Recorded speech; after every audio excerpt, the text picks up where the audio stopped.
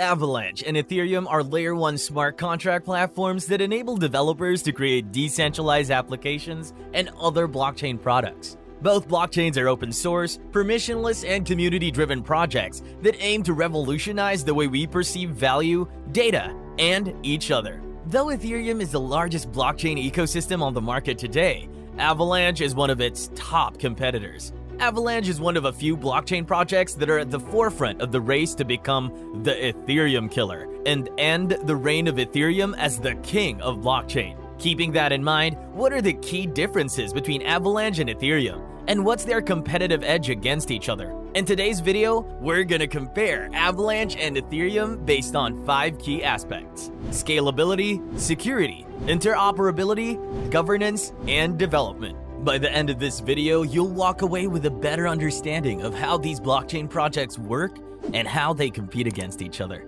So without taking any more time, let's get into it. First on the list for comparison is scalability, which is one of the most important and challenging aspects of any blockchain platform. Scalability refers to the ability of a platform to handle a large number of transactions per second, or what's called DPS, with low latency and low fees. Now, Avalanche claims to be one of the most scalable platforms in the crypto space, boasting over 4,500 DPS, with near instant finality and sub-cent transaction fees. This impressive performance is achieved through the use of a novel consensus mechanism called Avalanche Consensus, which is based on a metastable analysis among randomly sampled nodes. Avalanche Consensus allows for multiple parallel subnetworks or blockchains to operate within the Avalanche network, each with its own rules and validators. This creates a highly scalable and flexible network architecture that can support any type of application or asset. Ethereum, on the other hand, is currently the most popular and widely used platform in the crypto space, with thousands of applications and millions of users. Ethereum recently underwent a major upgrade known as the Merge, which has transitioned the network from a proof of work to a more scalable proof of stake consensus mechanism. Despite the upgrade, Ethereum can only manage about 15 transactions per second on average, according to recent data. Also, the average transaction cost on the king of blockchains is currently at $1.3, which is 10 times that of Avalanche. That said, Ethereum is working on other scalability solutions, such as sharding and Layer 2 protocols, to help it develop its competitive edge over the likes of Avalanche. When you look at the differences highlighted here, and the fact that Avalanche was practically born out of an attempt to solve Ethereum scalability issues, it becomes clear that when it comes to scalability, Avalanche is the clear winner between the duo. Next up is security, which is another crucial aspect of any blockchain platform. Security refers to the ability of a platform to resist attacks or disruptions from malicious actors or external factors.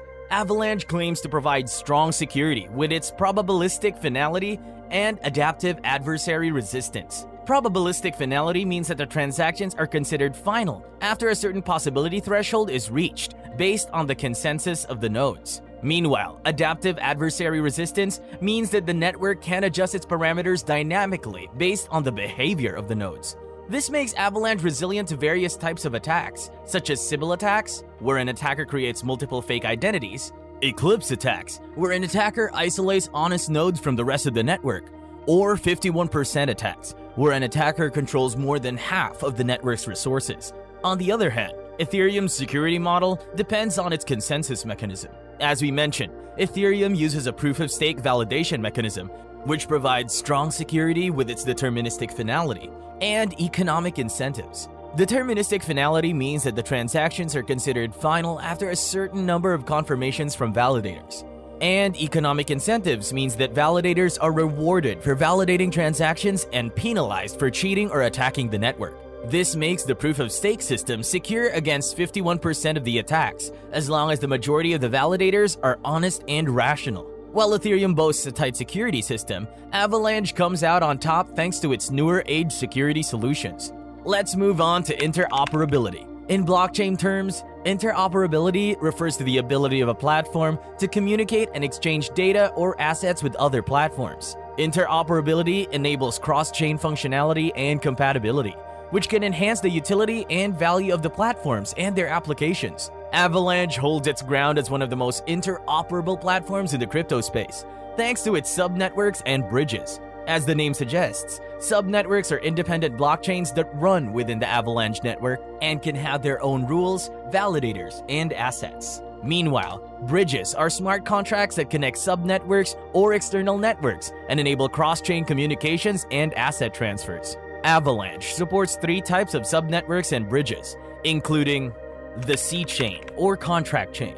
This is an Ethereum-compatible subnetwork that supports EVM or Ethereum Virtual Machine, smart contracts, and ERC20 tokens. The C-chain is connected to Ethereum via the Avalanche Ethereum Bridge or AEB, which allows users to transfer assets between the platforms. The X-chain or exchange chain. This is a subnetwork that supports the creation and exchange of native tokens on Avalanche. The X-chain is connected to other platforms such as Bitcoin, Zcash, and Binance Smart Chain via various bridges that allow users to transfer assets between them. The P-chain or platform chain.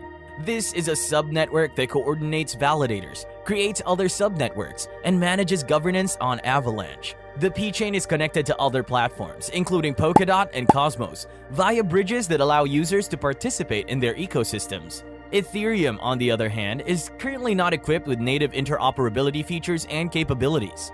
Instead, Ethereum relies on third-party solutions or projects such as Polkadot, Cosmos, Binance Smart Chain, and even Avalanche to enable cross-chain functionality and compatibility. When it comes to interoperability, Avalanche completely bowls Ethereum over. So far, Avalanche claims 3 out of our 5 comparison categories. Now, let's talk governance. Governance refers to the system or process of making decisions and implementing changes on the platform. Avalanche claims to empower its community with its decentralized governance system and token economics.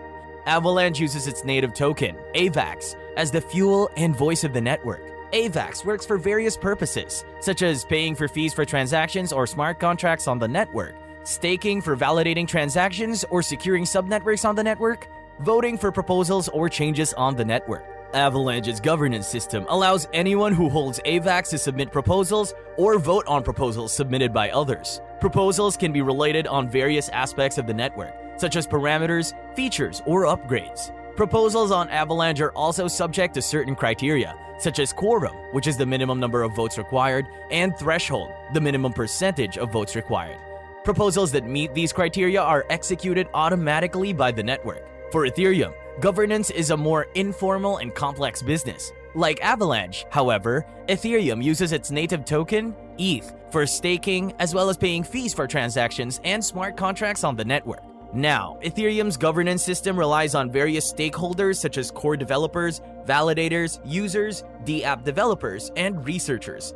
These stakeholders communicate and coordinate through several channels, such as forums, blogs, social media, or podcasts. These stakeholders also use various mechanisms such as EIPs, Ethereum Improvement Proposals, hard forks or non-backward compatible changes, or soft forks, backward compatible changes, to propose or implement changes on the network. Ethereum's governance system has some advantages, such as flexibility, diversity, and innovation, but also a few disadvantages, such as ambiguity and centralization controversy. Both Avalanche and Ethereum thrive in their own unique ways when it comes to the governance of their networks. However, Ethereum seems to take the upper hand with its more robust governance system. Now let's turn to our 5th parameter of measurement, development. In this case, development refers to the tools and ecosystems that enable developers to create applications or dApps on the platform. Avalanche claims to have a massive developer support infrastructure with its compatible smart contract languages, APIs, and SDKs. Avalanche supports various smart contract languages, including Solidity, the most popular language for Ethereum, Viper, and Rust. Avalanche also supports various APIs such as RPC, REST, and GraphQL, and a number of SDKs including Web3.js, Ethers.js, and Avalanche.js. While Avalanche boasts a robust development arsenal, Ethereum's development tools and ecosystems are more mature and diverse. Ethereum supports most smart contract languages, APIs, and SDKs supported by Avalanche and more. Ethereum's development ecosystem also includes various tools and platforms that facilitate the creation and deployment of dApps such as Truffle, Remix, Hardhat, Infura, and MetaMask. Without going into too much detail, Ethereum dominates Avalanche when it comes to supported development tools. So what's the verdict? Which platform is better, Avalanche or Ethereum? Well, it's hard to give a clear-cut answer to this question. Both platforms have their strengths and weaknesses and massive potential for future growth and innovation. Avalanche excels in scalability, security, and interoperability with its novel consensus mechanism and network architecture. Avalanche also offers compatibility and flexibility with its subnetworks and bridges. However, Avalanche faces numerous challenges, such as adoption, awareness, and fierce competition from other platforms. On the other hand, Ethereum excels in development, maturity, first-mover advantage, and diversity with its rich tools and ecosystems. However, Ethereum also faces some challenges, such as scalability and relatively excessive fees. Ultimately, the choice between Avalanche and Ethereum depends on your preferences, needs, and goals. You may prefer one platform over the other based on your use case, application, or asset. You may also use both platforms for different purposes or scenarios. You may even use both platforms together for cross-chain functionality or compatibility. The bottom line is that both platforms are valuable and complementary in the crypto space. That said, it would be interesting to see if Avalanche or others in the race for the Ethereum killer title can unseat Ethereum in the coming years. The fact that Avalanche even measures up to Ethereum and dominates it in some areas is a good sign of future success for the relatively young blockchain platform. That's all for today's video. If you found our video informative, then please like the video, subscribe to our channel, and press the bell icon to get updates on all our future videos.